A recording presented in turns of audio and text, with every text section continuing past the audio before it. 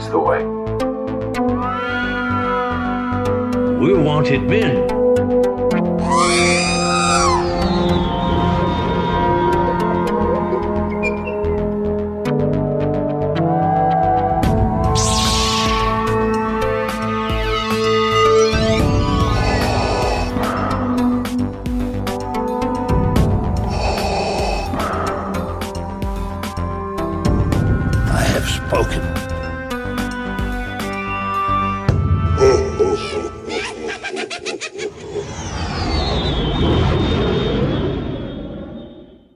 Welcome to episode 160 of the Smugglers Galaxy Podcast, your favorite Star Wars podcast for smugglers in the galaxy and in lands far, far away. Jason, finally, finally, after 30 years of waiting, we have live action Thrawn. Yeah. And we that have was Sabine. Awesome. We have Sabine and Ezra reunited after 5 years of waiting. So. Meh. More the Thrawn. More the Thrawn thing that we care about. 30 years. Yeah, both of them were awesome. How's your week going? It was good. I had to go away for work. I have to do that again this week, so it's a lot of travel. Right. I'm tired from the travel, but it's good. Yeah, good. Travel's awesome, but it tires you out. And I don't know if work travel, if it's the same. When I do work travel, it's like you have no personal life. They expect you to work, and then when you're off work, they want you to hang out. And I'm like, I don't want to hang out with you people. I just got done hanging out, working with you guys. I'd like to see the area that I'm in. I hope I can do that because next week I'm going to Dallas. So I have Saturday to myself, but I do know that some people are working that Saturday. I can't really say what I'm doing just yet. I'll have to wait. Yeah. I hate to be coy. I'll tell you next week. But regardless, so I'll be in Dallas and I'm hoping I don't have to work. I hope I can go to Holocron Toys and Order 66 Toys. Right, and there's Dallas Vintage Toys, but that's sort of what I feel about Dallas. There's Holocron rumors about them. I can't, And Holocron and Order 66 is what I'm looking forward to. Yeah, still, even if you can get some cool toy shops in a different state, that's always awesome. Yes. But yeah, how about you? How was your week? It's all right. I'm trying to think if I picked up anything, but I actually forgot something I picked up a couple of weeks ago. I picked up a Galactic Heroes prototype, another one to add to the collection, and just a Stormtrooper. Nothing spectacular, but when you can add one for fairly cheap, it's fun. What color is it? White. Oh. With I think the pauldron's black, I think. Oh, okay. That's cool. Yeah. It's getting to the point of ridiculousness where you buy something and you put it on the shelf and forget about it. So, yeah. It's a tough spot. Yeah. So I'm thinking we're going to, not my prototypes, but I'm thinking we're going to sell the Galactic Heroes because the grandbabies don't play with them anymore. And I have a few hundred of them. So I'm like, I can probably fund other purchases if I get rid of these. Yeah.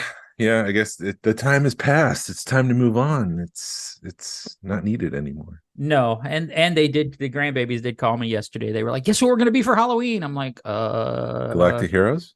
Yeah. They're going to be Grogu and Mandalorian. So I guess I've raised them well.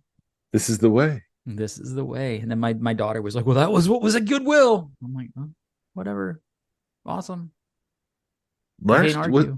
It was last year that out of the blue, Target just sent me a Mandalorian costume. Really? I didn't order it. It was addressed to me. It had an order number. We weren't charged for it. It was so weird that this thing just showed up. It wasn't me. Yeah, no. Whatever. It was it an adult size? No, it was kid sized. Oh, that's weird. It was. But that's weird. Yeah, just throw it in your pile. Yeah. I picked up the AT-AT Amazon exclusive Jazzwares Endor Deco guy. Yeah. You know what I'm talking about, yeah. Right? The AT-AT, you mean? Yes. I'm sorry, that's the confusion. It's an AT-AT. Right. And then I also got the TVC Boba Fett throne room, which is Yeah. Jabba's palace, basically. Right. Yeah, you were posting some stuff about that. You weren't too happy with it. No, like it's not that I don't want to be negative on the show, but I think it's fair to be critical from time to time. Productive criticism. I always agree with productive criticism. And so you could tell me if this is productive criticism or not. So I'm opening the thing, I'm setting it up. It doesn't really feel like a $225 piece. I know the cost of production's gone up, Right. but I feel like it was a $150 piece. But then like, so there's basically three parts of this thing. There's the floor, there's the walls, and then there's the dais. And the dais has a really nice deco on it. It's dirty, it's grungy, it looks like it's been used. The floor looks pretty clean, unfortunately. It's like a light tan, and then they put a whiter tan wash on it to make it give it that sandy color, but it's not dirty at all. And then the walls is a completely different palette of tan, I would say. So it's almost like three different pieces, and they have three different color schemes. It doesn't feel like one unified piece. That stinks. And then the floor itself has, and the steps going up to the back part behind the dais, it has some sand detail that's been sculpted into the staircases, almost like, you know, this place is covered in sand. Sand has dripped down onto the stairs. Now you've got mounds of sand on the steps, and it looks like it's been vacuum formed. It just looks like yeah, that's sand, but it doesn't seem like it's sand. It just looks like it's, how do I explain that? It's more like a shape. There's no detail on it. There's no deco. It just feels lazy. Yeah. And so that was disappointing. The back part has a spigot with a monkey lizard on it, and you put flames on top of that. And you can actually turn the spigot, and the monkey lizard flips around and stuff, and the flame sits there. But it feels unfinished because underneath they left a spot where you could put a light bulb, make the flame, you know, light up and make it look like it's actual flame, but there's no electronics with it. And so it's just like, if you want to do it, you know, here you go. You can take care of it, user, but us Hasbro, we're going to wash our hands of this. And it's going to cost us an extra 50 cents. So we're not going to do it. And well, the more important question about the monkey lizard on a spigot, did it upset you? Did you cry? Yes. My boy. It's a cool detail. It's kind of charred a little bit, so it looks like it's been roasted. It's not. It's a little pink and black, so it looks like it's a cooked monkey lizard. It's not the fleshy colors. So it's a cool piece, and I got mixed feelings because there's a lot of it that I like. The dais itself, if you flip it upside down, it's got wheels, so it rolls back and forth, but they've also sculpted in some sort of mechanical details, so you could see the mechanics underneath that push it out and pull it back in, which is cool. It's something I've never really considered before, but yeah, obviously this thing is mechanical if it's going to move Jabba the Hutt back and forth. Right. But it feels like incomplete HasLab, like the electronics was supposed to be a tier at one point, and because they scrapped it, this came out after the Rancor, right? And the Rancor obviously failed. The Black Series HasLab Rancor failed, and it seems like, yeah, instead of going forward with this TVC HasLab, they just offered it up to people, and then they made some cuts, as in they cut the paints, they cut the electronics from it, because it does feel like it's just a spot where it's almost like if you put a button battery in a light and screw it back in, it would, you know, light the whole thing up, but it's not there. Jeez. Does it feel like all of your experience with dealing with toy designers is kind of ruining your experience with toys because you know too much? Yeah. It's a mix of that, and it's a mix of, you know, like, why can a company like Four Horsemen do so much, right, and make and yeah, sometimes they do the translucent stuff, so they reuse molds, but they make, you know, new thing after new thing after new thing, and Hasbro is just like giving us the middle finger. We can get into this real quick. I came back from my work. I went away for work, and I came back. I missed the Hasbro PulseCon thing, right? So I wasn't there for the glam and the glitz to watch it live, but I did see like the pipeline reveals. And I was kind of like shocked by the TVC pipeline reveals. You've got Cal Kestis, the Imperial officer. So all they did was take the Cal Kestis head and they threw it on an Imperial officer body, straight repack. The Mandalorian judge, so another Mando, so you know that's going to be a repack. And then the Phase 2 clone troopers, yeah, they're all different colors, but it's the same mold. So it's 6 figures, all repacks. Right. And it was just like, you guys are doing the bare minimum now at this point. There is nothing new. And if given the choice of making a new figure or completely repainting and repacking things and kit bashing, they're going to do that. They're not going to give us anything new. And it's just disappointing to see the decline in quality and offerings from Hasbro. Right. Dude, I don't know what to tell you, but yeah, it does suck. And I don't know if it's because Four Horsemen is their own IP, or is it because Hasbro's got to pay 20% to Lucasfilm? Are they just trying to milk the money now? Because they've realized they can get away with it. But I mean, I can feel your pain because it is aggravating. Because I will open a $40 figure from Four Horsemen and I get every bit of my $40 out of it. And then when you do it with Hasbro, you're like, I don't see the value in this. And it would piss me off if I spent $200 and something on a toy and it didn't feel right. How many? I know it came with, at least with a bib. Did it come with any other figures? No, it came with Bib Fortuna. If you put it next to that TBC playset that they made before with Han Solo and Carbonite and, excuse me, I burped. What is that little side section called? It's like a wall or something. I have one of those, and yeah. I think those were like $50 when they came out. Yeah, if you put this next to it, and that came with 2 figures too, by the way. 3, 2 or 3. Well, if you count the Carbonite block, yeah, but it's Han Solo and the Carbonite, and then reuse. But and if those were carded figures. Yeah, so is Bib Fortuna. Bib Fortuna's carded. But if you put that next to this one, it's a 4th different color of tan. Jeez. So it's not a cohesive piece, which is disappointing. But yeah, like it just seems like right now the Hasbro's MO is do more with less. Yeah. And they're really pushing them doing less. Dude, I'm really hoping that kind of scares me with the Ghost, but I'm hoping that they, it's a $600 toy, so I'm hoping they'll at least do us right by it. Even the pipeline for Black Series, just to finish this up, is A New Hope Darth Vader, which we've already had a bunch of times. Dude, people were pissed about that one. Well, I was like shocked that they're going to do an archive Luke X-Wing pilot. Haven't they done that? Yeah. I caught the tail end of it. So all I caught was like when they released, I caught the tail end of them doing Sabine's lightsaber. That's where I came in. So I missed all the archive stuff. But yeah, why would they do another Luke X-Wing? I don't know. Like it blows my mind that they're re-releasing this one because it's not something that's going high on the aftermarket. So it's not like there's a demand for this. This figure selling for $200. So let's just redo it because then we can cash in on that demand. So it's just shocking that they're doing it again as an archive series.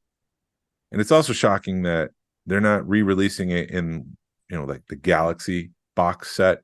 Right. Because they've got this new line. So why not just release it in that line? Like repackage it in there. So you've got a whole new package. So the box collectors that feel compelled to get every single version of the box has a new box to chase.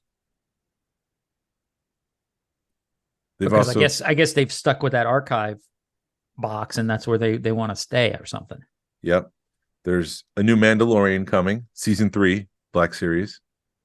Yeah. There's a phase 1 clone trooper and a Mando Night Owl. So it's like a redo of a Mandalorian. So that's a repaint, a phase 1 clone trooper. They say it's a new body, but I mean, they're just getting a new body ready so they can repaint that thing 12 billion times. Right. They need a new buck. Oh, we broke the buck, so we got to get more. And then, so have I been negative so far? Or is this? No, dude, you're aggravating with Hasbro. I feel your pain, man. Is this that criticism you're talking about? Constructive, yeah, no, productive? Yes, you're being productive. I really thought, because they released the action pack or whatever, the troop builder of the clones. Yeah. I thought they were going to be Mandalorians, and I got excited about that one. So I was like, that. I mean, even though I know they'd be all repaints, it'd be cool to have 5 or 6 Mandalorians. But I think they beat the hell out of clone troopers. But I know people dig them for army builder.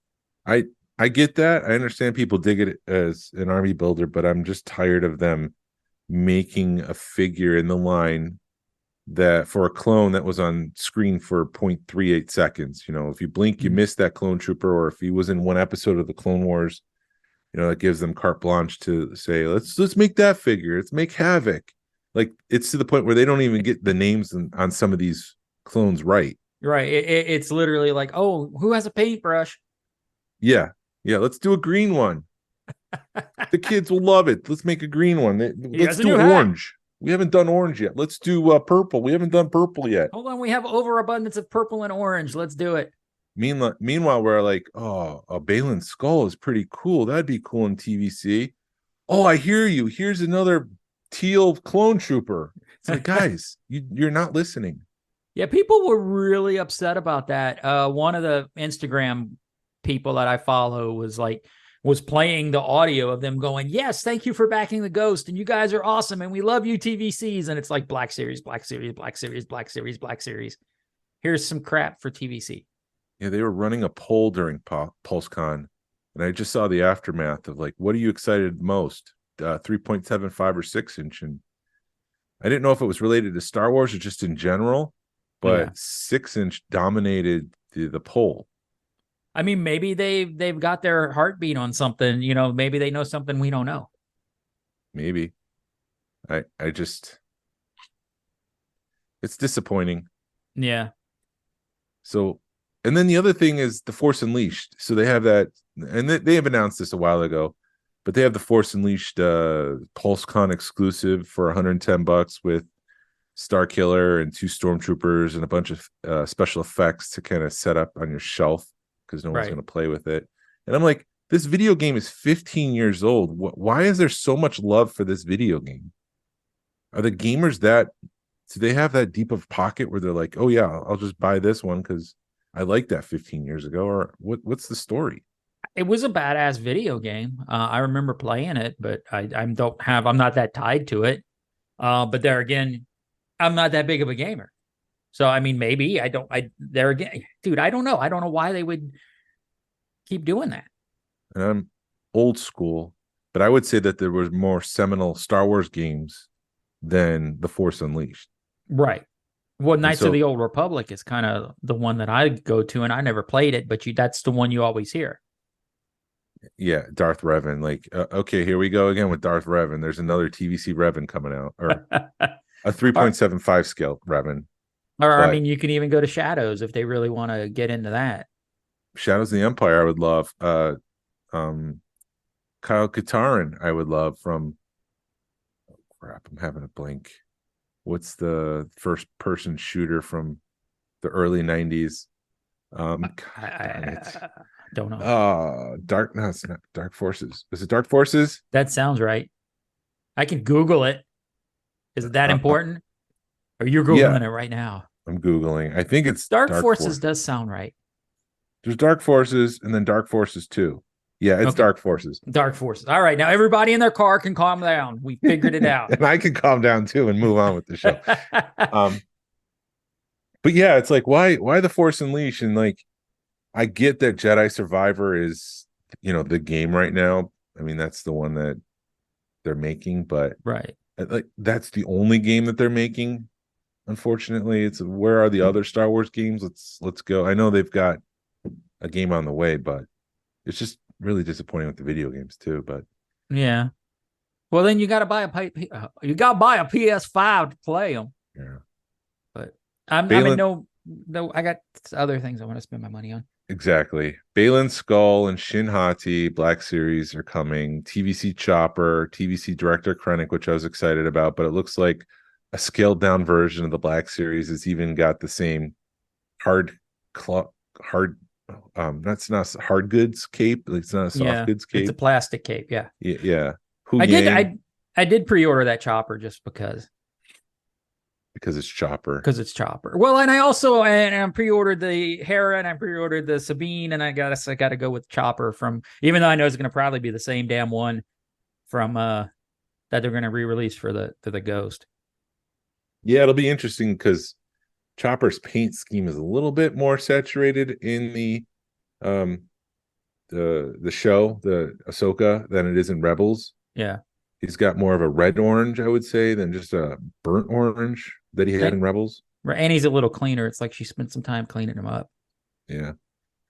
TVC Hu Yang is coming, and then there's that TVC Revan and the HK Droid 2-pack that let's just reprint Revan like we do with the clones. Come on, guys, let's move on from that. Right.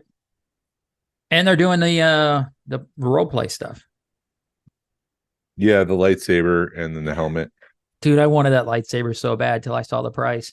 $300.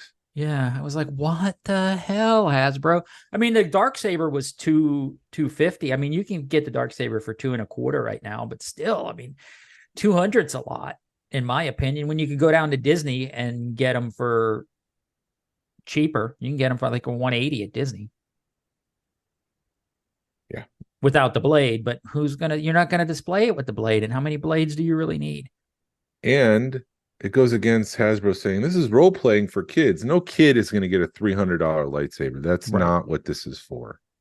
The box on that was amazing, though. I saw that box, and I was that with the Sabine bucket on it, and it was a beautiful box, beautiful packaging. It's a beautiful lightsaber, but I'm not spending $300 on it. I'll wait for it to go on clearance. Which, there again, that's why we had to do HasLab stuff, because people like me, I'll just wait 3 years for it to go on clearance and pick it up. That's why the Jabba's playset, was an online exclusive with Hasbro, because they don't want it to go on clearance.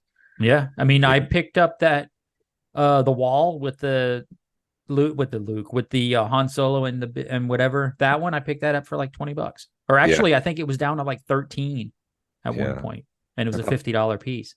I bought 3 of them. I think I bought them at that $13 price point. Yeah, I've got mine kind of set up because I've got it in behind my vintage Jabba, and that shelf has just kind of become a catch-all for droids and stuff, just a hodgepodge of crap.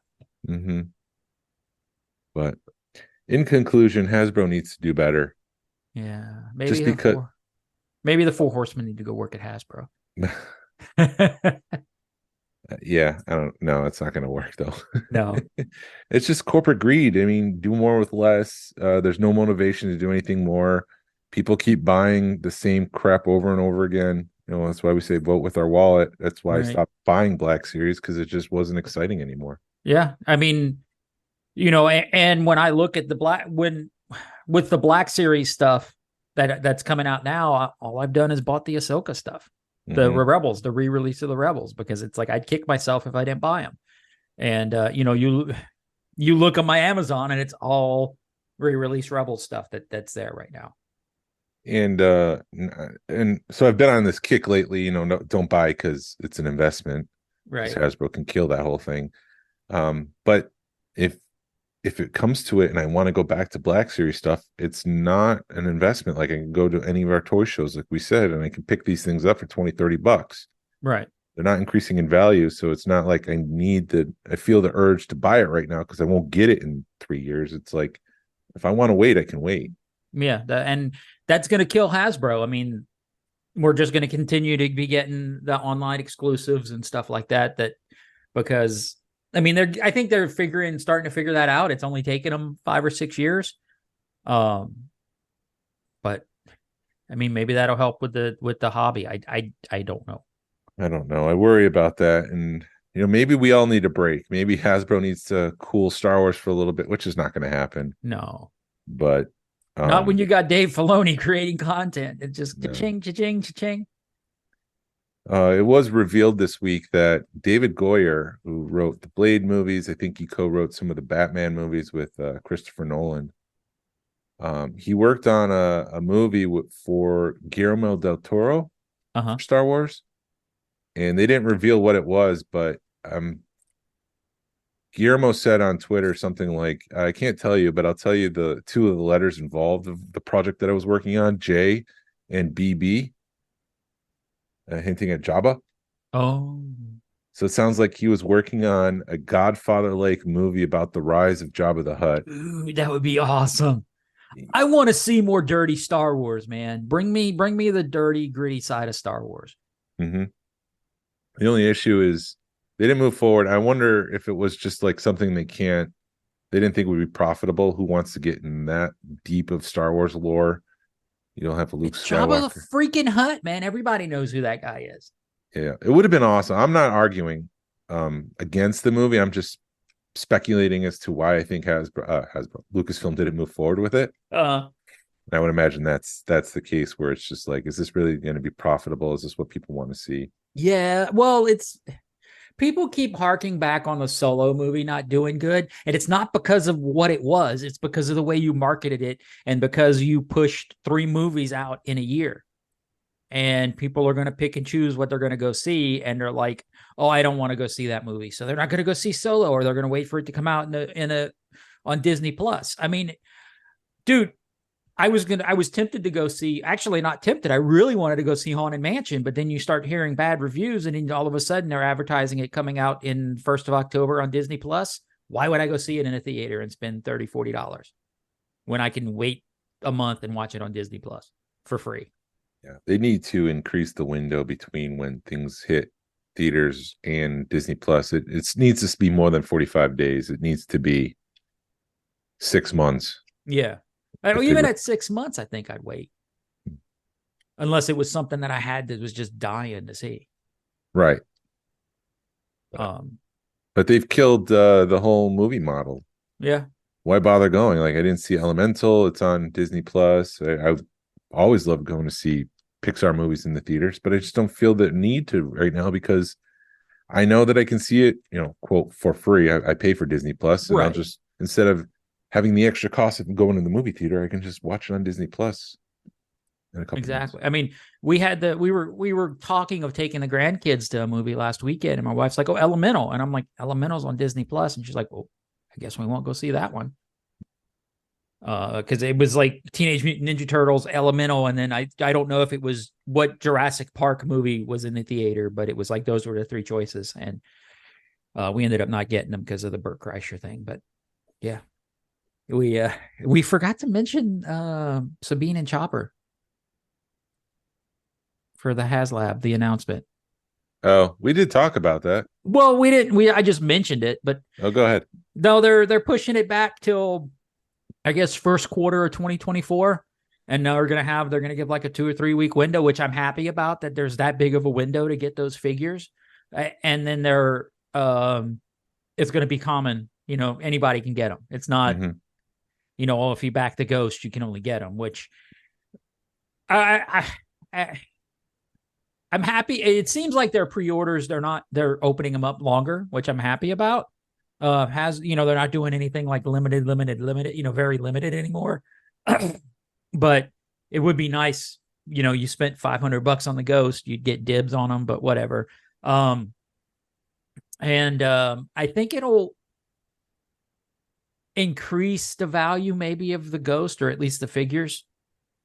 Because I think if somebody is a completist, they're going to go get those 2 figures, and then they're like, well, I need the other ones. So people may be able to flip the figures and get the Ghost for free or something, or very cheap. We talked about it. I don't know if it's going to be worth as much as you think, just because they made so many of them. Yeah. And they made them with speculators buying it, thinking that this might be the next sale barge. Well, no, Well, I'm talking about opening your Ghost, pulling the figures out, and selling just the figures, but holding. I mean, not maybe get the Ghost for free, but maybe sell the figures for $20 each. Maybe. I think that's a possibility. $20, yeah, but not hundreds of dollars. Right. So what? There's 4, so $100, maybe $200 for the set. Maybe. And then you got your Ghost a quarter of the way paid for. Mm-hmm. But I mean, I've talked to people that, I don't know, and then you've got people that bought 3 of them or something. I forgot the math, but behind it, but it was like they were buying them for the figures. So they were like, I bought one so I can open the figures, bought one so I can leave the figures closed, bought one so that I could sell figures, bought one that I could sell the ghost, and it was just the math behind it was insane. But they were thinking they'd break out even because they were going to be able to sell a bunch of stuff and break it all apart. That's interesting because I've never thought of it as something for the figures. I always thought of it as something for the vehicle, like HasLab. So I would buy the ghost. I'm not buying the figures. Right. The figures come with the ghost. It's not like it's just not in my mind to think of it as like I'm going to buy the HasLab for the figures and then figure out what to do with the ghost later. Right. I mean, unless somebody is just a figure collector and not a vehicle collector, and they want the figures and not the vehicle. But yeah, I mean, they're not going to be numbered or anything, right? Or are they going to be numbered? They're usually numbered like a special number, like HL or Has. It might be Has, HAS 3, 4, and 5, maybe 6. Okay. We'll see. They haven't announced it yet. Some kind of Spectre or something. SP would be cool. Rebels, yeah, or something. I'm still planning on opening those figures unless they come out with a specific version that mimics them or whatever. But those figures have got too cool accessories not to open. Yeah. They should just have some consistency in how they number things too. Like that's even all over the place. Like the mail away Boba Fett is different than the HasLab of the Yak Face, which was VC000. Mm-hmm. But now the Mandalorian and Jawa are HAS 01 and 02. It's just all over the place. It's at the very least you should know your job. Anyways, that's enough constructive criticism for HasLab for me. I'm zipping my mouth. Damn it, Hasbro, get your shit together. Sorry. I want to be funny. I don't want to be cranky. Yeah. That's a problem. Oh, come on, it's too early. Anyways, how many tears did you shed for this episode of Ahsoka? My wife had to tell me it was okay. Oh wow. Yeah. At the end? Yes, at the end. It wasn't as bad my second watch, but the first watch, it was a freaking boohoo, like sobbing moment. Did you cry 4 times? Because we created that scale last time. Yeah. I almost teared up when Thrawn showed up, and then when Ezra showed up, that was sobbing. So if you want to count sobs, then yes. Sure. Great. It was a wonderful episode. It was dude, I was so nervous for this episode. But you know how you just got the excitement and the anticipation and they're showing stuff. They're showing you kind of learned with Star Wars when they start showing stuff in the as seen in, you know what's going to happen. And I'm looking at my wife going, Thrawn's going to show up. Yeah, he is. Thrawn, we're seeing Thrawn today. And so that just built you're already hyped up because it's like it's 9:00 and you're planning your whole day around being home in front of the TV at 9:00, and you've got your all your nightly routines done. You got your shower done. You're going to go sit down with a nice snack or a drink or something. And at like 8:55, you're sitting in front of the TV on Disney Plus going refresh, waiting for it to come up. But yeah, man, when they were, I was nervous, like physically, like this is the episode that I've been waiting for 3 years, and the excitement and the anticipation, it's like, where has this been the whole show? Mm-hmm. But I don't want to blame it all on my wife, but I will for a little bit, because when Thrawn went to show up, she started asking questions, and I'm like, who's Thrawn? Well, no. She had seen what's that? Merrick? No, not Merrick. The lady. Morgan. See, what throws me off is I know a guy named Morgan, or knew a guy named Morgan, so the name throws me off. Calling a girl Morgan, but she had seen Morgan's ship take off, and then she was like, "Where'd that gold ship go?" And that's right when Thrawn starts showing up, and I'm like, "What?" It took me out of the moment for a minute. That stinks. Yeah. So I'm like, come on, because it was like right when Sabine's starting to use the Force and everything starts shaking. She's like, is that ship that just took off? And I'm like, no. That's not that little. What ship? And it just took me out of the moment. We can start from the beginning. But anyway, yeah. But when the Chimera showed up, first of all, I mean, I don't know how far back you want to. Let's finish talking about this moment. When the Chimera showed up, I was like, oh my God, it's the Chimera. And then you saw all the Purgle damage to it. Mm-hmm. And then they show the underneath, and you're just like, holy crap, it's here. I think the way they introduced Grand Admiral Thrawn was freaking beautiful. It goes right up there. The introduction of all the characters, reintroduction of the characters in this show, chef's kiss to Dave Filoni. He nailed all of them. Because even though you don't know who Grand Admiral Thrawn is, you know that guy's a bad mama jammer because of the way they introduced him. Same thing with Sabine. It's like, when they introduce him, you're like, all right, cool. I know who this character is. Or at least I get in 30 seconds, this is who this character is. Yeah. I was afraid that Thrawn might look more like a Blue Man Group guy. Go ahead. No, go. What do you say? No, people were really poo-pooing on his looks. I'm like, come on, guys. I didn't like the dad bod. I felt like Thrawn would have been more in control. But also, you got to realize it's Lars Mikkelsen, and how old is he? It's the actor. It's the actor, and he's been gone for 10 years. Although he played Thrawn perfectly, there was some confidence in that performance. There was As soon as he spoke, it was like jaw-dropping. That's effing Thrawn. There was some play in the way he was doing things, because it's almost like he's confidently moving pieces on a chessboard, and he knows exactly 3 steps ahead of what's going to happen. And I kind of feel that way when he performs the character. So I was very happy with that. Oh, he was the right person to play Thrawn. I don't care what he looks like. I think even if they would have nailed the look, you couldn't have got the characteristics right. And that's what Thrawn is. Thrawn is the character more than the look. So he's the second actor to portray a character out of Rebels, the character he played in Rebels, to play in live action. Right, which was Bo-Katan, Katie Sackhoff. No, the first one was the mayor. I'm talking about Rebels itself. Not Clone Wars. Yeah. The mayor, Clancy Brown. Yeah. He played the mayor in Rebels, and he reprised the role in live action. And so Thrawn is the second character to do that. Right. Second actor.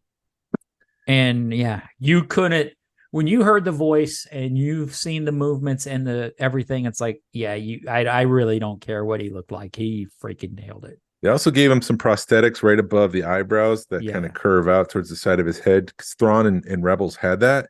Yeah. And I was worried that they just, like, the makeup department did nothing to Thrawn in live action, and so they weren't matching that up. But it was there, it was subtle, and you can kind of see in going back, if you were to reverse engineer this, that they would just heighten everything. So they just heighten that, and it's there, but it's not as defined as it is in Rebels. Yeah, which is cool. Yeah, I the hair kind of throws me off, but I heard that he had an issue with the hair piece. He didn't want to wear a hair piece or something, and whatever. You can nitpick everything if you want to, but I think he played a perfect Thrawn. I can't wait to see what the conclusion is. I can't wait to see what the plan is going into the future. Because there's a plan, we just don't know it yet. It's funny if you go back and watch. I think it's the Anaheim interview with Filoni. They run out of time, and they're like, what's her face? Andy Gutierrez was like, we didn't have any time to talk about Ezra. Where's Ezra? And Filoni's like, you want me to tell you where Ezra is? And she's like, yeah. And he's like, he's in a galaxy far, far away. Or he said he's far, far away. Or he's something far, like far, that. yeah. And this episode is titled Far, Far Away, written by Dave Filoni and directed by Jennifer Getzinger. And we do reveal that Ezra is far, far away. So he was hinting in the actual episode title back 2 years ago. 2 years ago, yep. And yeah. Is it 2 years ago? 1 year ago? Anyways. It was 22. So it was a year ago. Was it 22? Yeah. Crap. Yeah, last May. Wow. I'm going to try to keep it high level. We open up on the Purgles traveling through hyperspace. Hyperspace looks different. Obviously, we're not traveling within the galaxy itself. We're traveling between galaxies, so it looks a little bit different. Yeah, I thought it was really cool that when it fades up from black, you hear the Purgles, and I'm like, "Babe, listen, you can hear Purgles," and she's like, "Huh?" Yeah. And I was like, "Just shh, there's Purgles. There's flying space whales, which date back to Empire Strikes Back. Purgles." Ralph McQuarrie did designs for space whales for. Oh, did he? So space whales are not a new concept. No, he did one piece of art with whales flying through the clouds at Cloud City. Oh. And then they recycled that for Camino in episode 2. Uh-huh. You were going to see the whales jumping through the water, some sort of different kind of whales, and that never went through. And obviously, a lot of Rebels was inspired by Ralph McQuarrie. So when they went back to that original artwork, I'm sure Filoni said, "Let's incorporate the space whales into this." I did not. This is news to me, man. That's awesome. Yep, that's there. Freaking Dave Filoni. Yeah. Hu Yang and Ahsoka talk on the ship, and they talk about old stories. And Hu Yang knows he's got 3 different volumes in his memory about the history of the galaxy. You move forward. You're going to say something? No, I'm waiting for you to finish, and then we'll say something. Yeah, Hu Yang says that Sabine might have. The Force works in unusual ways, and Ahsoka's troubled by the fact that Sabine willingly gave Balon the map to find Thrawn, and Hu Yang says that that's the way you look at it, but the way she looks at it might be different. That might be the only choice. Yeah, I thought Hu Yang is just like I want to have a beer with him. Yeah. The more he talks, the more I love this droid. You know, he has so much insight, and he's just smart.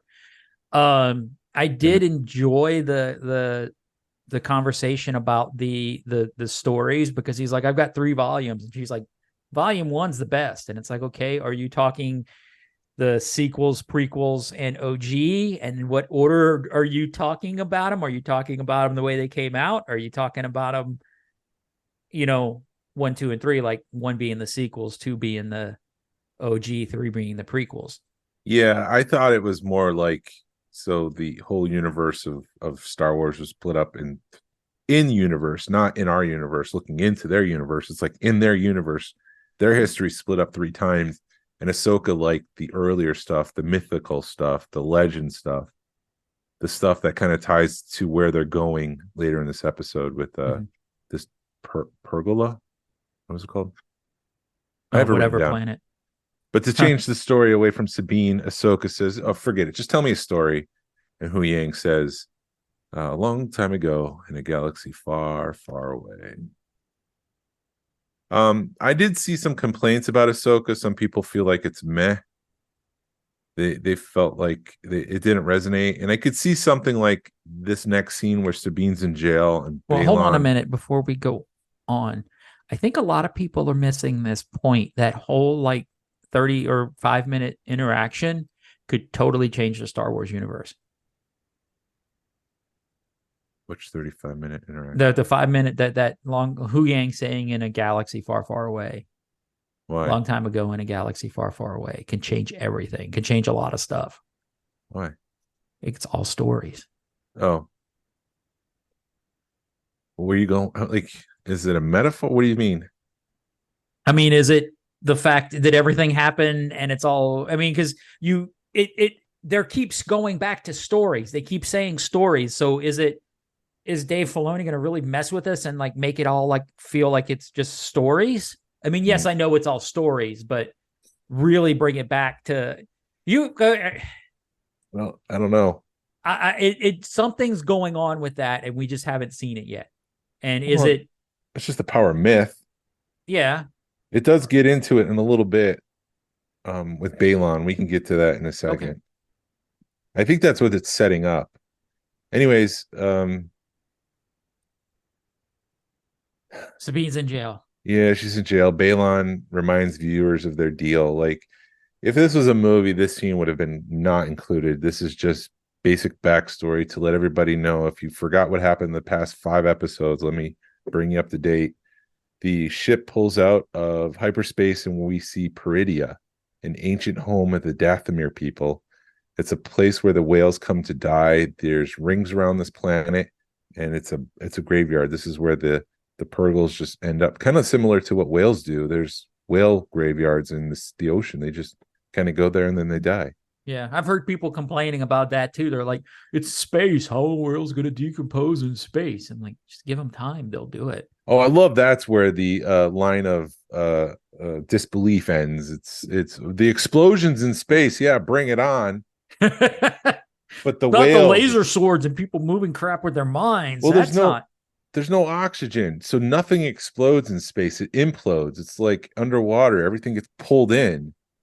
Nothing gets exploded. There's no fire because there's no oxygen to feed it. There's no air, so there's no sound for things to bounce out back and forth. I'm complaining again. So much for positivity. Anyways, they travel right, but no, it is. I'm sorry, but it is funny. It's like, oh yeah, I don't believe that. Yeah, that's where the suspense of disbelief winds up. Right. I was on board until I saw the whales in the graveyard. I'm out. Okay. Fine. Well, then I'll just hit stop recording and we can call it a day. Thank you for listening to the Smugglers Galaxy Podcast. I was just being them. I wasn't being me. They travel to the planet, and that's where we meet 3 Night Sisters, which is cool because at this point in the galaxy, I believe the Night Sisters have been destroyed in the Star Wars galaxy. So it's cool to see them living completely in another galaxy. And when you start talking about stories, how did the Night Sisters come to the Star Wars galaxy, for lack of a better term? That's a story right there from history. The whole legend, I'm sure, of Jedi probably come from this place, and they move over to the Star Wars galaxy. But I love seeing these Night Sisters in live action. We do learn that the Night Sisters communicated to Morgan through dreams and through the Force. They call Sabine out for being a Jedi, which I'm like, is it just the viewer that's like, she's not a Jedi? There's no Force ability. Right, or it smells Jedi, or it's like I thought they were meaning that she was too close to, maybe they smelled Ahsoka on her, but maybe she has just enough of the Force to where they're like, there's something up with her. Yeah. They call her it at some point. They call Sabine it, like it's a Jedi. It reeks. Right. We see the 3 wolves, it's Filoni, so if wolves are going to happen. Dude, I was like, holy crap, loath wolves. And no, womp womp. Here, Baylan and Shin have a scene together, and Baylan isn't comfortable, and he's basically not comfortable because of the stories. He says, like, he's very mysterious, and I can't wait to reveal. I hope it's not a letdown of history repeating itself again and again and again. And Shin asks if Thrawn will be the one to bring her and Baylan into power, and Baylan says that power is fleeting. He wishes to bring an end to the cycle. Shin says the story begins here, like on this planet. Mm-hmm. Everything starts from this planet. And Baylan says if the stories are true. So again, we're tying into the stories that this planet has some sort of history with Jedi. Right. Have you ever watched The Dark on Netflix? No. That's a German one, right? Yeah, and it's basically what Baylan was talking about is the whole premise of the show is that time repeats itself, and people keep trying to go back in time and fix it and to stop everything, and it's just a mind F because I don't even know what happened in it. And I watched all 3. I mean, you're dealing with the language barrier, but then it's just a lot of time jumping, time travel. And I'm like, is this where Star Wars is going, or what the deal is with that? It just really reminded me that, okay, they want to, is it going to be something where he's trying to time travel, or is time just repeating itself as the stories are repeating itself? And then to bring it back, which I should have mentioned a few minutes ago, the same kind of media, The Dark Tower by Stephen King.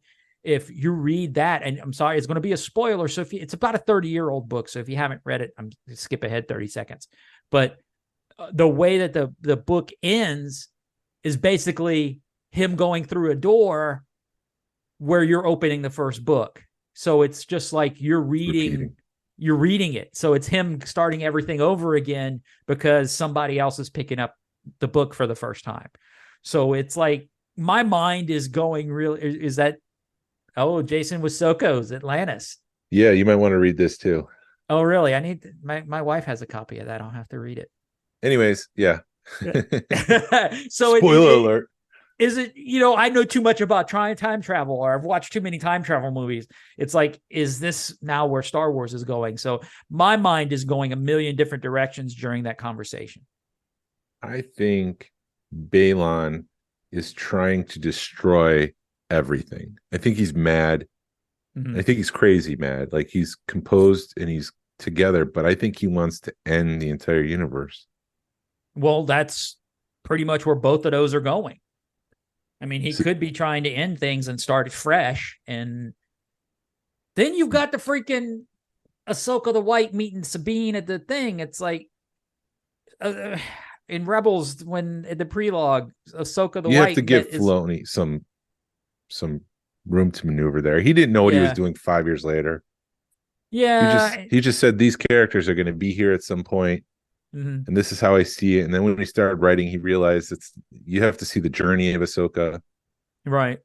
Which I'm cool with. Don't get me wrong. But the way things have gone, my mind canon is going off in a totally different direction. But then I'm trying to also stop and enjoy the show.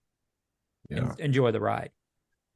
Sabine tries to use the Force, and the temple begins to shake. And I'm like, They keep talking about this planet being important to Jedi, and this Night Sister set up that she reeks as Jedi. So I thought maybe this planet unlocked some power inside of her, but no, it's a Star Destroyer arriving. And that's when we see the gold plates that repair the Purgles, where the Purgles hugged it because it loves Star Destroyers so much. And you also saw the two of the engines weren't working.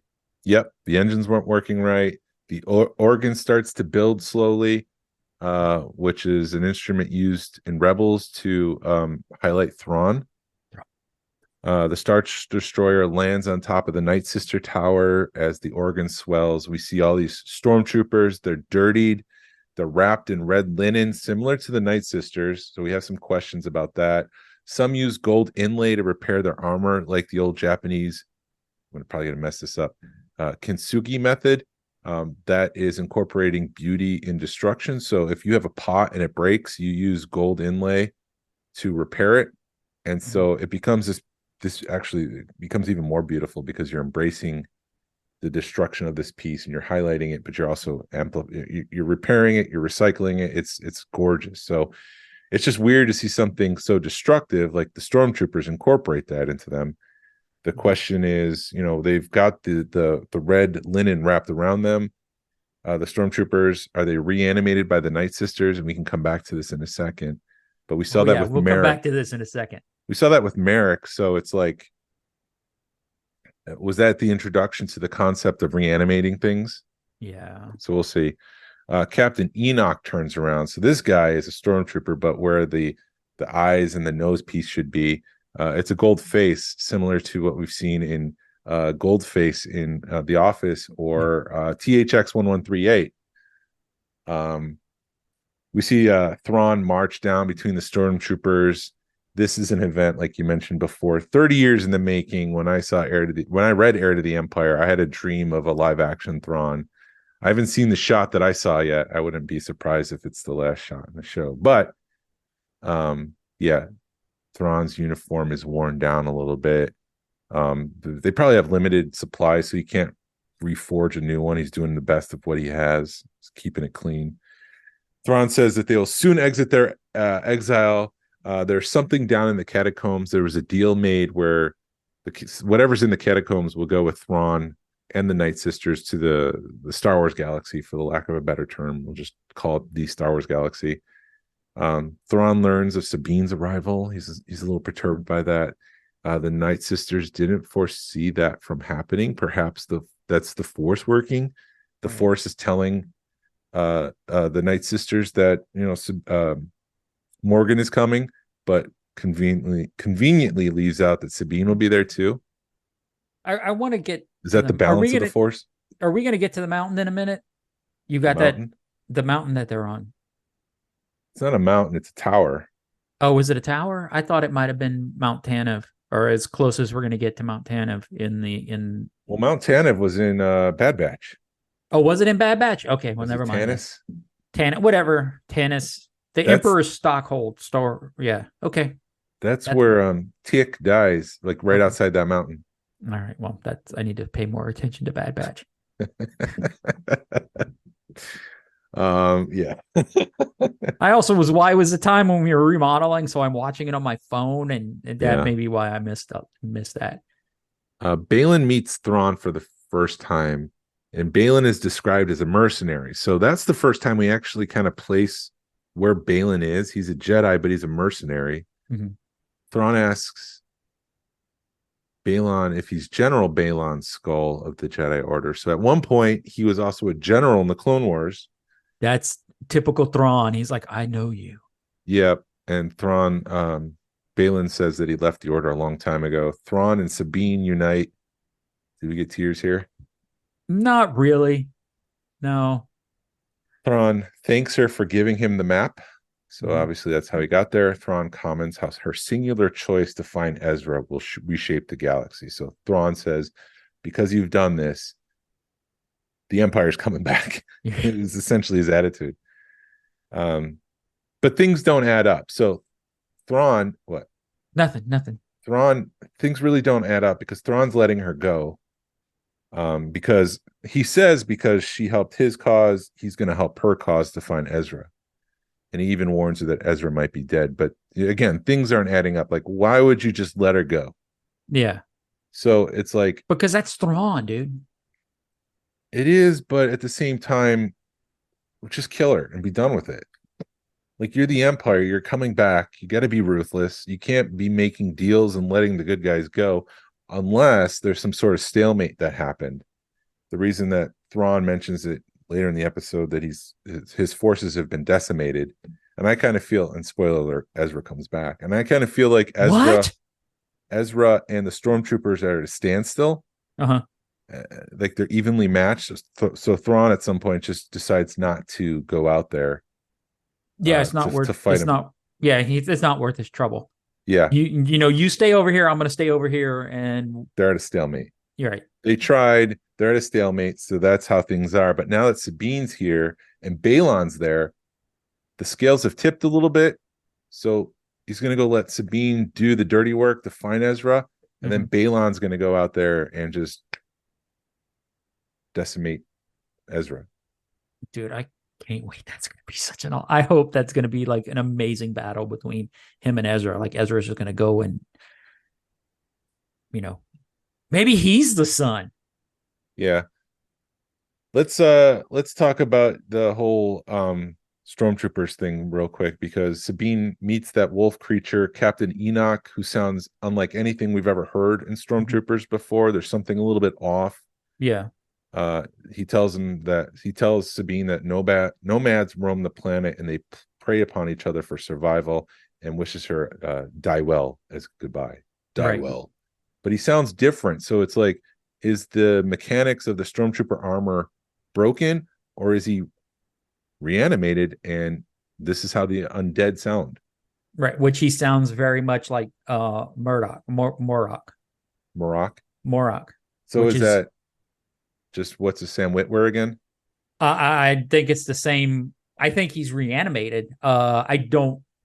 There's a lot of theories going around in there. I don't know if all those are reanimated. I don't know if he's reanimated. I'm trying I think we're getting ready to see some serious crap in Star Wars when they get back to this universe. I mean, we're not going to see it now. We're not going to see it right now, but I think in a couple of years when the movie comes out, we're going to see some undead crap reanimated. That those sarcophaguses that are going, or whatever that's getting loaded up, is full of the undead or full of Night Sister magic, and Thrawn's counting on the Night Sisters to bring him an army. And I would like to just remind people who might be like, I don't want zombies in Star Wars. The whole thing with the light side of the Force is to become one with the Force. And the whole thing with the dark side is to try to preserve your life and not join that living force for as long as possible. So things like reanimating death, trying to live on, clone, move your body from one clone to the other. That's all part of the dark side's need to kind of stretch out your life as long as possible. You're almost like afraid of death, whereas the Jedi embrace it and they enjoy becoming one with the Force. Right. So it's somehow it's all tied together though. Right. Somehow all these stormtroopers survived. Let's see if we can finish this up real quick. Because I do like the samurai influence. Yeah. Filoni said that this is a samurai adventure, and every so often it pops in.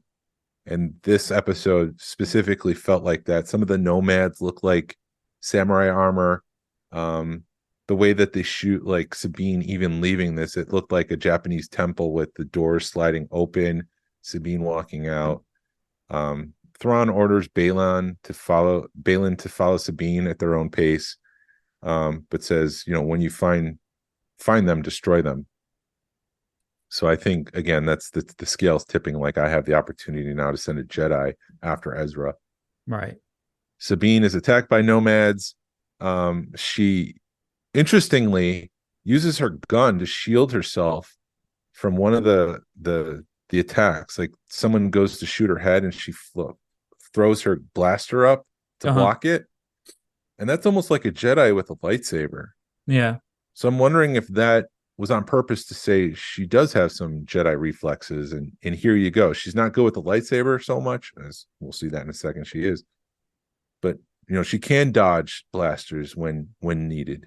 Mm-hmm. I think Hu Yang and Ahsoka are being too hard on her. She knows what she's doing. Just like Ahsoka said, let her be herself. I don't need her to be a Jedi. I need her to be her. And when you let her be her, she's a badass. Yeah, I also feel like after rewatching episodes 4 and 5, Balon is telling Ahsoka that her legacy is death and destruction. Mm-hmm. And she kind of deals with that in the world between worlds. Right. She feels like her legacy, again, is going to be death and destruction because of the path that came before her and Anakin. And so it's like, she feels like, if everything that's in Anakin is in me, then I am death and destruction. Right.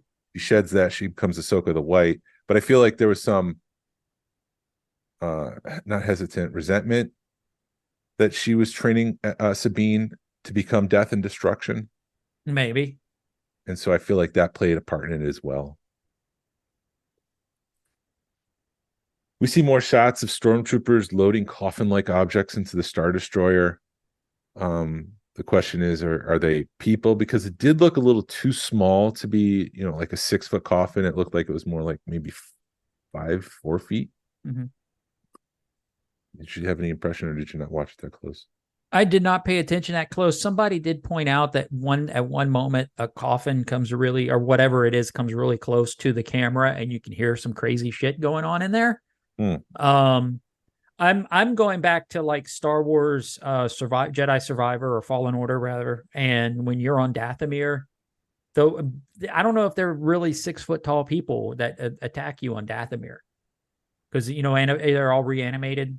Yeah. The Night Brothers. We'll see. Oh, dude, it'll be revealed at some point. Yeah. I'm kind of looking forward to this new Star Wars, man.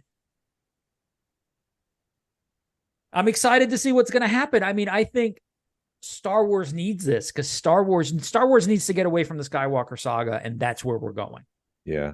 But what? That opens up another door that I've been struggling with for some time now. Where the hell has Ahsoka been throughout the Skywalker saga? Like, where has she been? There's no reason for someone who can do good to sit out and do nothing. He hadn't been invented yet. And same thing with Luke right now. Why isn't, we just saw Grogu go away. So we know that Luke has no people that he's training.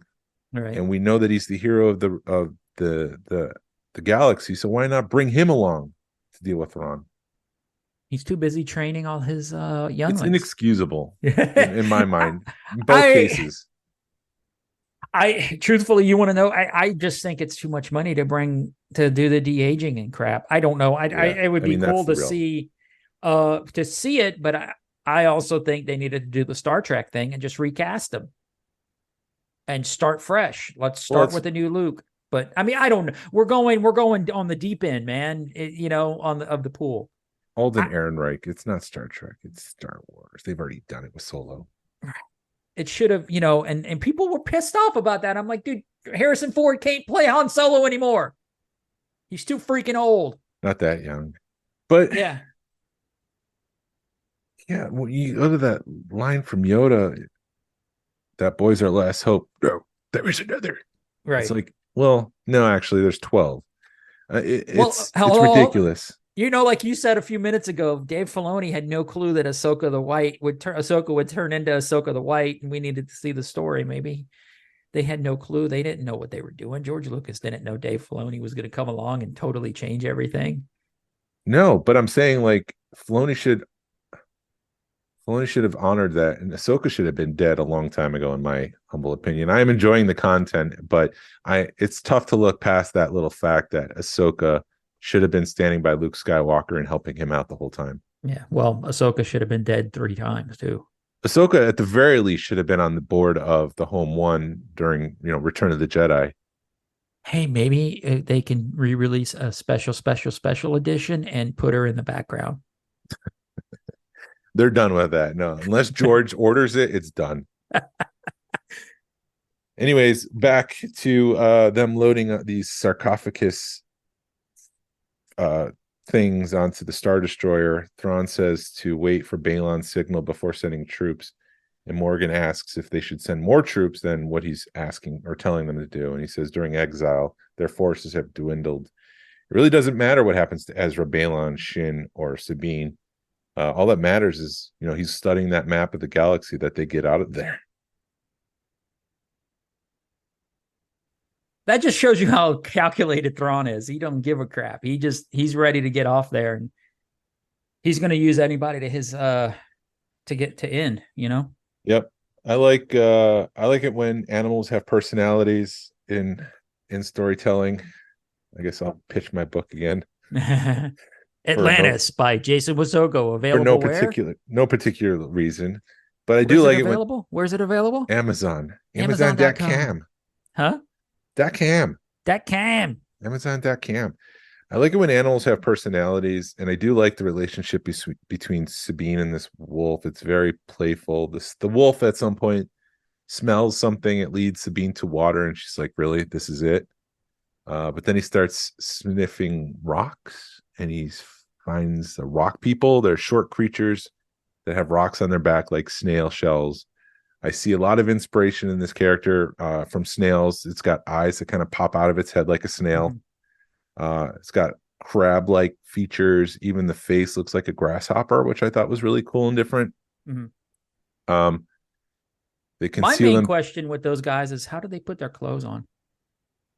One leg at the time. I wonder if they can get out their shell and put the clothes on. Maybe. But they conceal themselves that way from the nomads. They're able to just hunker down into the shell and let the nomads pass, and then they can get up and do their thing. They both so the creature recognizes the rebellion logo on Sabine's armor, and then he shows that he's got the a necklace that's the rebellion logo, and they make the connection like, oh, Ezra, and the creature even says Ezra Bridger at one point. So yeah, Sabine follows the snail guys. Shin, we cut back to Shin and Balon, who are left at the devastation that Sabine's left behind with the nomads. Balon says that Ezra was trained as a Jedi and Shin has been trained to be something more. We still don't know what that is. We can only speculate. Balon says that he misses the idea of the Jedi Order, but there was no future there. Shin asks if he sees one here at this planet. He says he sees the great witch kingdom of Dathomir. Shin suggests that they leave this place, to which Balon replies, perhaps they flee a power greater than their own. So it seems like Shin is a little uneasy with this planet. There's something weird that's going on. Is Balon looking for that power that he's sensing here, the greater power that's there? Or is he just going mad and he's just being delusions of grandeur? Like, there's really nothing there. He just senses that, or maybe he's just inflating his ego. But it does seem like, I'll stop in a second. Shin isn't Shin isn't sipping the Kool-Aid anymore. She seems very afraid of something. Go. Oh, Balon just ends like something calls to him. There's something going on with him because he even says when they're looking at the map, it's a power that their power is sort of different than what everybody else is looking for. So I definitely think he's looking at this as a means to an end, and I think I feel really bad that Ray Stevenson as a person passed away, because this character is such a badass character that they're going to have to end up. I don't know what's going to happen to him towards the end, but he did such a good job with him, and then they're going to have to recast him if they decide to continue with him. But there's something going on, and this character is probably, I could have seen them having an Ahsoka versus Balon, as him being the bad guys and Ahsoka leading the good guys. And then Thrawn being something totally different. So you could have a battle on 3 different fronts. But there's been a lot of speculation that there's something really big going on this planet, and it must be really big to scare the Empire off the planet. Mm-hmm. And I think Balon's going after it. And I really think he's going to end up being. You hate to see Shin, like, you don't want to. You've said that, this is the same arc as Reva, is Shin betraying her master and going off with the good guys. That's what I'm afraid of. Right. So we've seen that before, but we see it everywhere. That's storytelling 101, I think. But I think Balon's going to get left on the planet, and he's going to end up finding whatever it is and harnessing it. And then you're going to see something. Maybe he's the one that turns into the crazy Jedi. That'd be awesome. And it's not a clone. He's like the analog of Jorah Sabath from Heir to the Empire, the crazy Jedi. Yeah.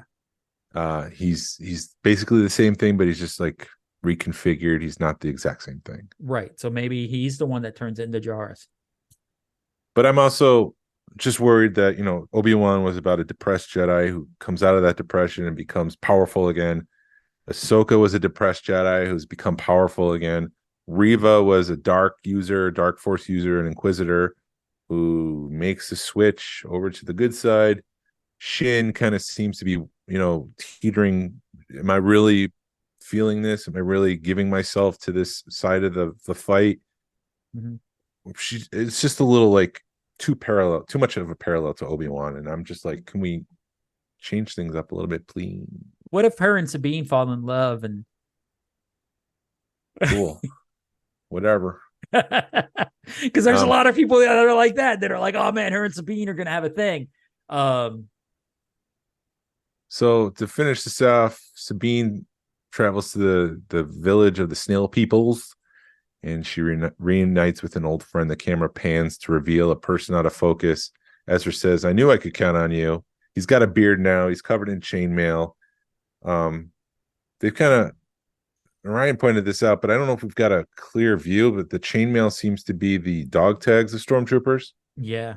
Is it that? Like, I can't get that close to actually say. Stormtroopers had dog tags, but I didn't either, but it's possible that we just haven't seen it before now. And instead of having like a necklace of ears that we saw in, what was that movie? Some soldier from the 90s. That was Quentin Tarantino, right? Was it Tarantino? Or was it Platoon? Okay. Oh wait, no, was it Apocalypse Glorious Now? Bastards?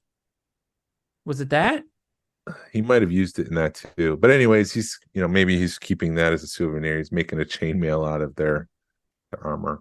But the quotes coming out of Ezra's mouth are the same that he left, they ended Rebels with. So it just all brings it back full circle. I did recognize, and I'm not like a big Rebels fan. Like, I mean, I like Rebels, don't get me wrong, but I couldn't like hum the music from the show. Right. But I could tell that some of this music was from Rebels. Like they've been lifting Rebels music this whole season. But this one stood out. Yeah. Maybe because it's related to Ezra, and Ezra's on the show more than anyone else in Rebels. So maybe that's why it stuck out. But there's a nice reunion here. They embrace each other, but Sabine is holding back information. She doesn't tell him how he got there, Right. how she got there, and Ezra seems to just think, okay, let's just go to your ship and we'll just get out of here. That's going to be a problem. His sacrifice, when he learns that his sacrifice to go into exile and keep Thrawn away was for nothing, and Thrawn's going to go back to the galaxy, that's going to be a problem. And I really worry that, will Sabine have to sacrifice herself at some point to save the galaxy? Don't say that. Well, it's like a delayed choice. Like she could have died and destroyed the map and saved them all, but she's just delaying her death for a later point. Don't. No, you want to see a man cry like a little child? Let Sabine sacrifice herself. You do know at some point she's going to use the Force, and it's going to be like a moment. Like, it's a moment where she needs to use the Force. It's a miracle that she actually used the Force. That might be the end. It's just speculation. Yeah, and then when you're like, well, he's going to be so upset that his sacrifice was for nothing.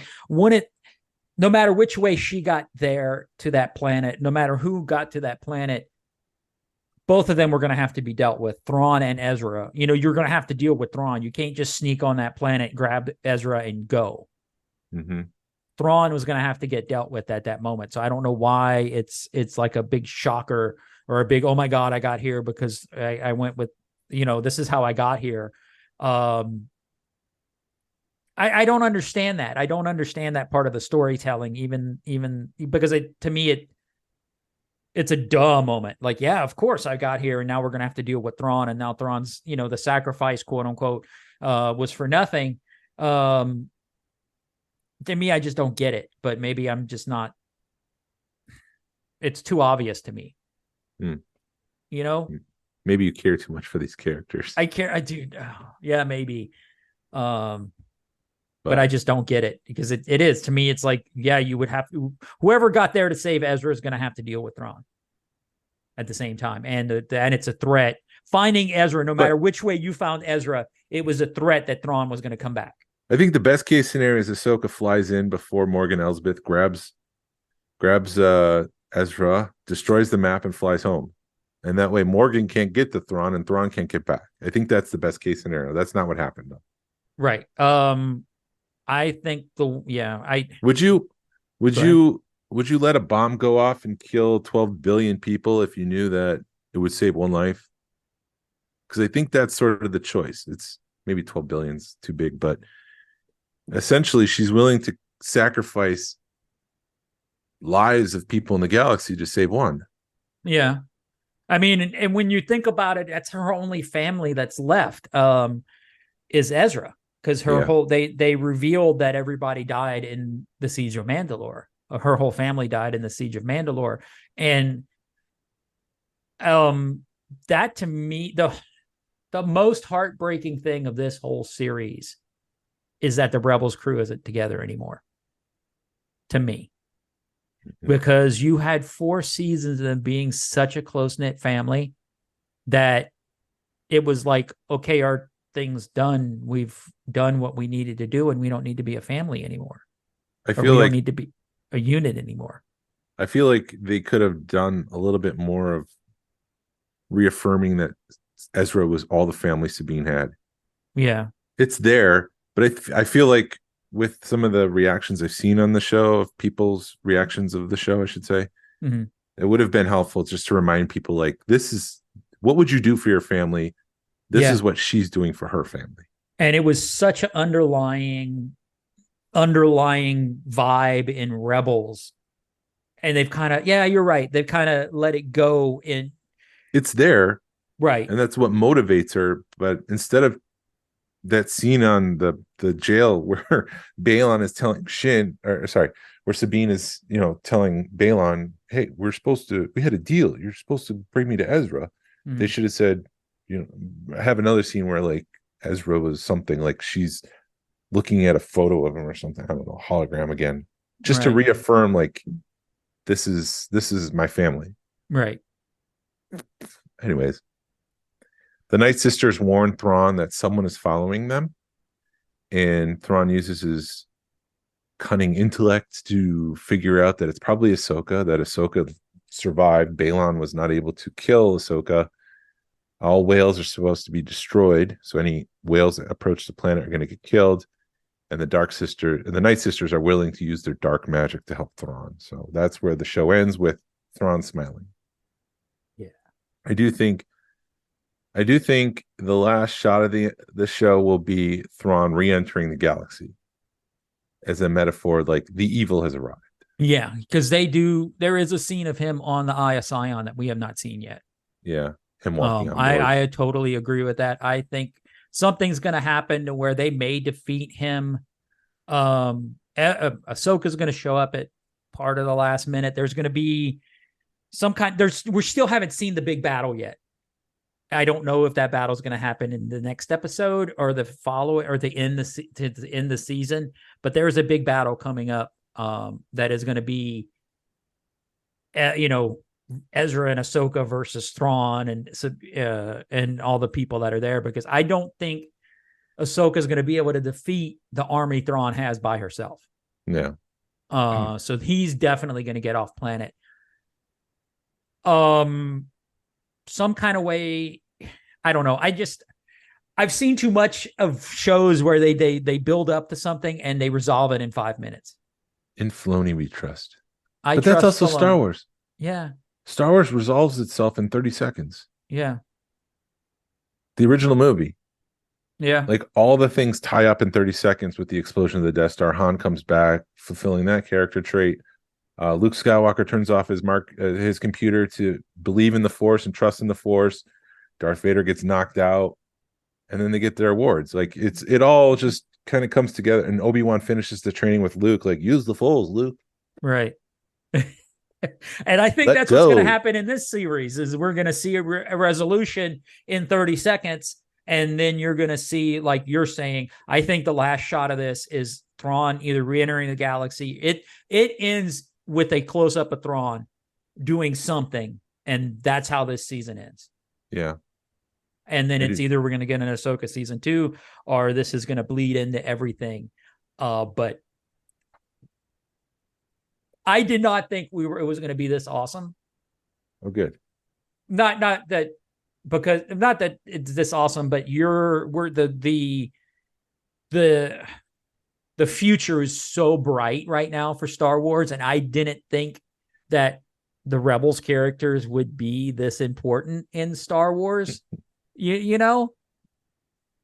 Yeah. And it just seems like he's lifting all these people up to be the future of Star Wars.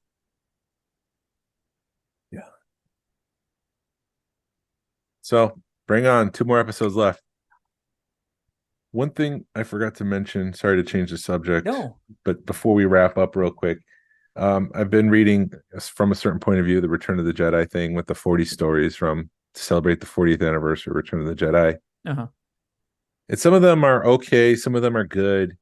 There's one that I really struggled with, and I'm sorry, there's one with Salacious Crumb, which obviously I loved, but there's one that I really struggled with, and it's like, if it wasn't canon, it would have been great.